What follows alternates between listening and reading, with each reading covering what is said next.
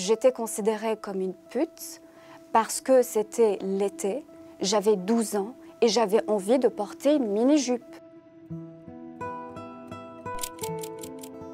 J'avais 2 copines et j'avais rendez-vous avec elles. C'était à la fin de l'été, juste un petit peu avant la rentrée scolaire. Quand j'arrive, j'étais devant sa porte et là je vois une dame plus âgée qui devait avoir la vingtaine, en tout cas une adulte.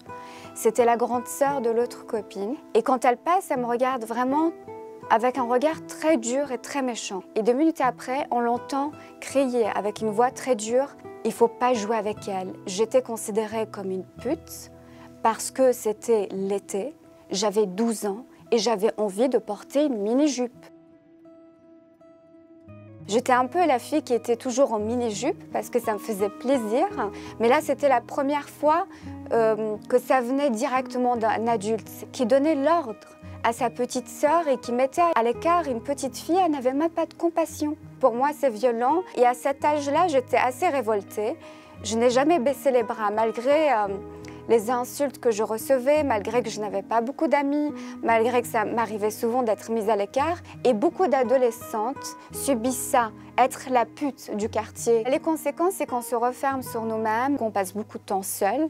Du coup, on n'a pas une vie sentimentale d'adolescente classique et on n'a pas des amitiés classiques également. Et c'est pour ça que j'ai eu tout de suite l'envie d'aller vers des adultes. Je me disais, au moins, il y aura peut-être une meilleure ouverture d'esprit. Quelqu'un qui se fait taper, juste comme ça, on va le mettre dans la case harcèlement, il pourra dire « Là, ce que vous me faites, c'est interdit, c'est de l'harcèlement ».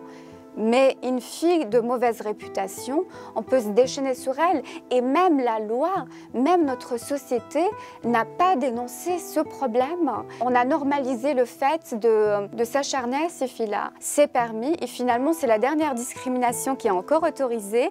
Et on est un peu comme le défouloir pour la société. J'ai eu un seul soutien et c'est ma mère. Et ma mère, elle m'a toujours défendue, elle a toujours dit « mais elle s'amuse, elle est jeune, c'est une adolescente, il faut la laisser s'exprimer ». J'étais fan de Britney Spears, de Christina Aguilera. C'était cette mode des débuts des années 2000. Et quel est le mal là-dedans? Moi, ça me faisait plaisir, ça m'apportait de la joie. Ces idées, tu ne te respectes pas, oh, t'es une fille facile, ah, c'est une traînée. Je pensais que c'était qu'en Algérie. Et du coup, je me disais, oh, je vais devenir femme et forcément, la vie sera plus douce pour moi en France. Je vais pouvoir m'exprimer comme je le souhaite. Et moi, j'étais heureuse de venir en France aussi pour ces raisons-là.